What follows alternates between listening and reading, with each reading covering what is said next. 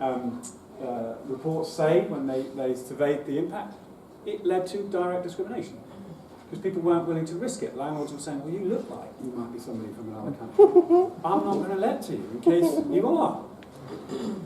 They knew it was going to do that, and they said, okay, we'll bring it out nationwide. Second, we're trying to use discrimination law to tackle local authorities imposing residence requirements now on letting social housing because it disproportionately impacts BME households. We're waiting to see whether or not we're going to get very far with that, but we're not hugely optimistic.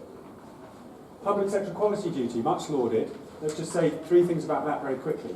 It doesn't amount to positive discrimination. There is, in fact, no law which permits positive discrimination in the UK, unlike some of our counterparts. The public sector equality duty is intended to promote, but does not prescribe, the goals of non-discrimination, advancing equality of opportunity and good relations. And so local authorities and other public authorities are required, when operating their functions, to ask themselves the question, is this going to promote those three goals? And it was intended to be some sort of indication that they should then be trying to act positively to achieve those goals. But of course what it's become is the means by which we can at least identify when they're going to worsen or diminish the prospect of those goals being achieved. And in those circumstances, one expects them, public authorities, to come up with some mitigating factors to try and make it less bad. So rather than it becoming a spur for positive action, it's becoming really a sort of last line of defence against even worse action. Human Rights Act. Well, I'm afraid it doesn't help a great deal here either. There is, of course, no right to home under the Human Rights Act. There's a very limited obligation, perhaps, to provide shelter to some of the most vulnerable groups. The Roma in Bulgaria is one example I could find across all the European Court case law. Article 14, which is the European Convention basis of non-discrimination, so similar to the Equality Act, but different in one very important respect, which is it allows, it prescribes that discrimination may be unlawful not just on protected characteristics, but on any other status. And what's been argued recently, in fact, in the European Court is any other status should include socio-economic disadvantage. That should be a basis upon which discrimination should not be permitted. And unfortunately, the European Court didn't go for that. In the Garabin Netherlands case, very recently decided, that was about a single mother who was in a private rented sector property in Rotterdam that her landlord wanted back. And her landlord, who liked her as a tenant, said, I've got another property for you, would you like to take that? She said yes. And the state intervened and stopped that transaction from happening. And they did it because they said that special bit of Rotterdam is only for people who earn enough money to live there. Oh my God. So the landlord and the tenant wanted to do the deal, and the state said, oh, no, we don't like people who don't earn that, or don't earn enough money to be living in those, they're special areas of the city. And the European Court has waved that through. Forced gentrification of that nature does not breach our human rights. At least not yet. Because what's missing? Sense. Probably good enough answer, frankly. I want to sit down. Of course that is right. But there are two things I want to talk about very quickly and then I'll stop. The first is, Section 1 of the Equality Act has never been brought into force. It doesn't quite go so far as to make socio-economic disadvantage another protected characteristic, but it does create an equivalent duty to the public sector equality duty in the context of socio-economic disadvantage. So it would require public authorities to examine whether or not their actions are going to exacerbate that disadvantage, and if it is, to justify it and explain what they're going to do to try and minimise it. I'm not going to talk much about that because Coldo from Dusfair is going to talk to you about that a bit later. What about Human Rights Act Plus?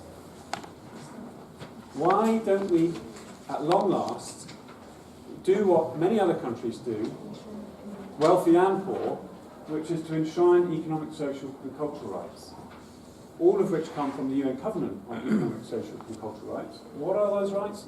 They are a right to an adequate standard of living, including food, housing and clothing, a right to work and to just conditions of work, a right to social security, and a right to the highest attainable standard of health. Constitutionalise those rights, and the welfare state will no longer be the political football it has become in recent times. Because whatever we say about austerity, for a period, it was a big vote winner for the Tories. Now, you might say that's because it was missold. Indeed, no doubt it was. But that's after the event. The damage is already done.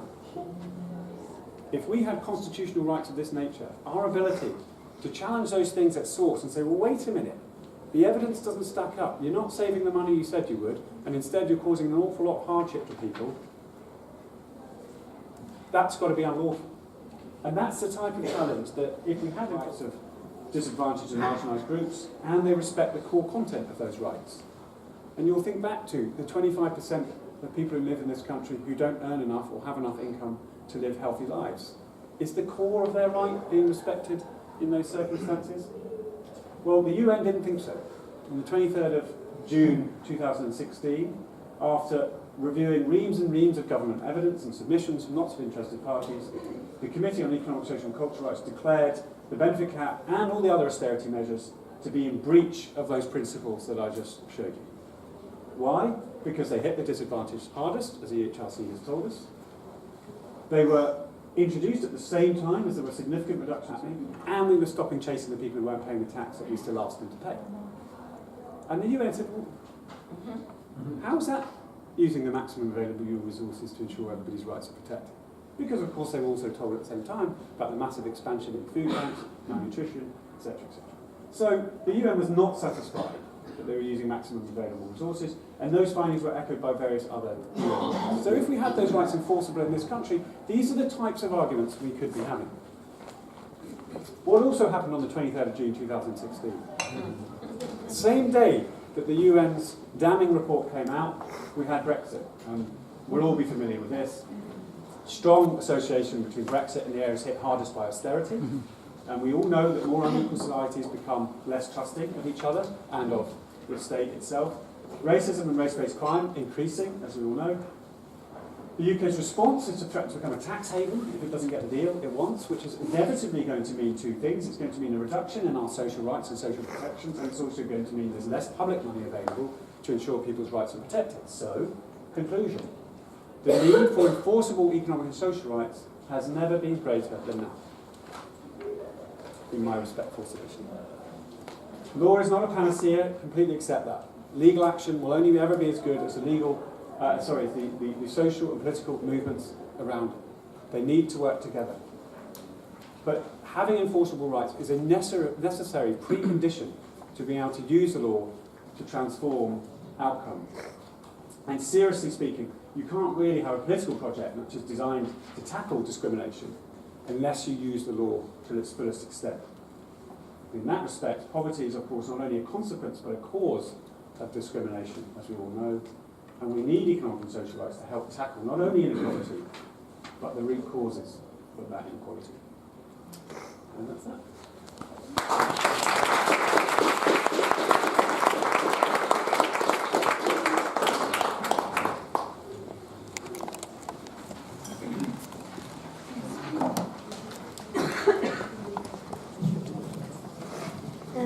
Any questions for Julie?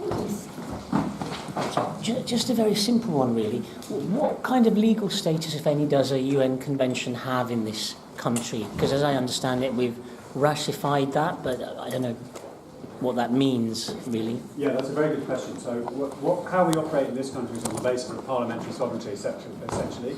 So unless the law comes from Parliament, it isn't law, as far as we're concerned. So governments enter into international treaties, but law comes from Parliament. And so in the previous state of affairs, before the Human Rights Act, the European Convention on Human Rights wasn't part of our domestic law. And the Human Rights Act changed that and enshrined it into our law, or incorporated it, as the phrase used, so that we could all rely on it in legal action in our day-to-day lives. The same is exactly the case with economic and social rights. There is a UN convention on those, which we've ratified, and which the government is, in terms of international law, obliged to comply with. But we, as the individual citizens who are supposed to benefit from those obligations, cannot enforce our rights in our own courts. And that will only change when we have Human Rights Act Plus, i.e. human rights that include all of the human rights, not only some of the human rights. Does that answer? So it doesn't have any real I'm being slightly coy about it because what we are trying to do, lawyers interested in this area, is get the judges to use the international conventions at the very least as a kind of interpretative tool to sort of have an assumption that government can't ever really intend to act in a way which is inconsistent with international law, and therefore their actions will be interpreted in the most favourable way possible that's compliant with international law. But that's pretty lukewarm and not hugely useful.